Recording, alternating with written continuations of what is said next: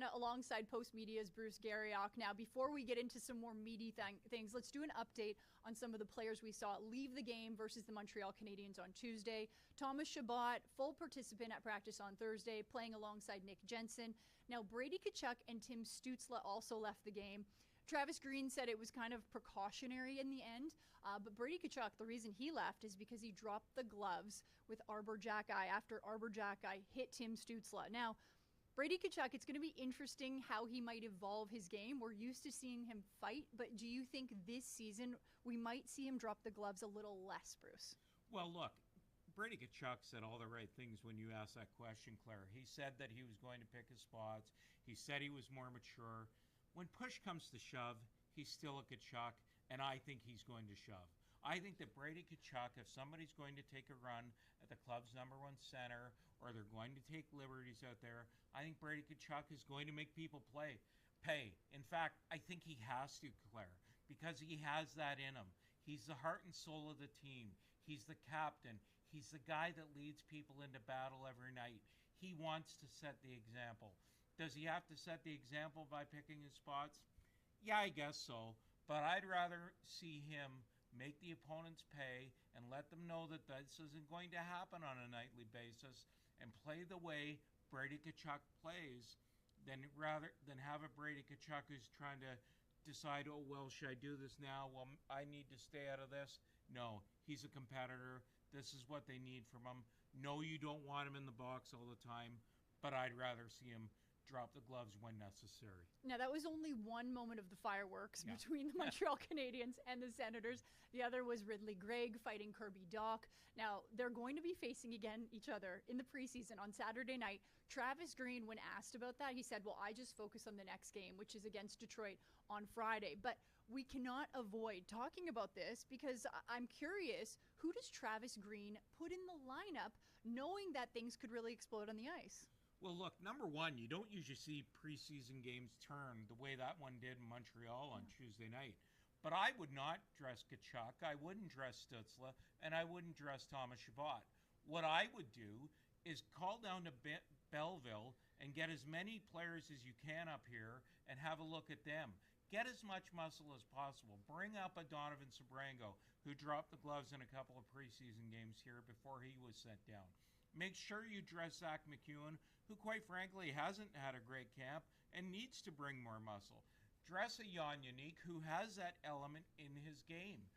Because you cannot have the Montreal Canadiens doing what they did Tuesday night and taking liberties on some of your better players.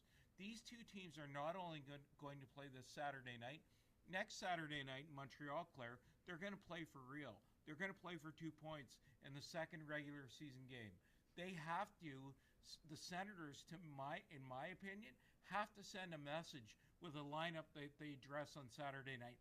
I'm not talking about Slapshot. I'm not saying that Steve Stais should pay ambulances to circle the building. That's not what I'm saying at all. And I'm not talking about dressing the Hanson brothers either. But I would make sure that you have some muscle.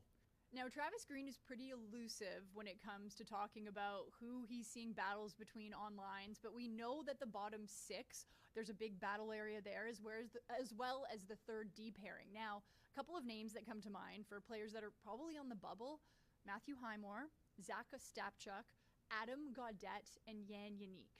When it comes to these four players, these forwards who are probably looking for that fourth line center role, has anybody emerged, do you think, is the clear favorite?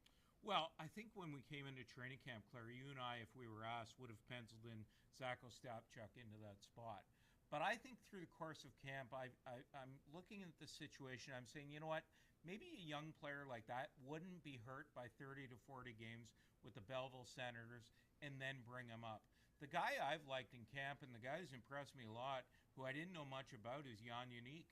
You know, he's acquired in the trade with Utah for Igor Sokolov, and to me, he's been a real factor here.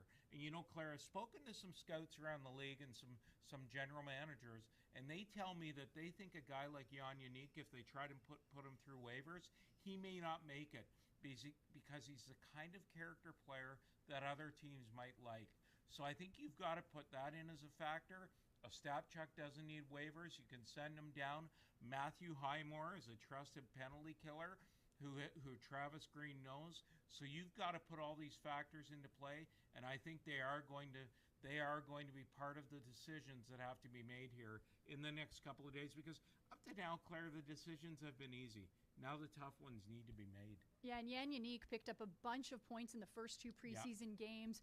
Also, Travis Green says he wants that fourth line to really be able to play against any line in the NHL. So you're looking at a dynamic line, whether that's points getters or personality players. But when it comes to Carter Tkachuk, I don't know if there's been a player that's been talked about more at this training camp. I'm starting to get the impression like he might make the roster out of camp, but do you think he's going to be here long after that? What are your senses on him? Well, I think he'll be playing in this building one way or another at Christmas time, either with the Ottawa Senators or in the World Juniors. But I look at Carter Tkachuk, and he's almost been a revelation for people here, right?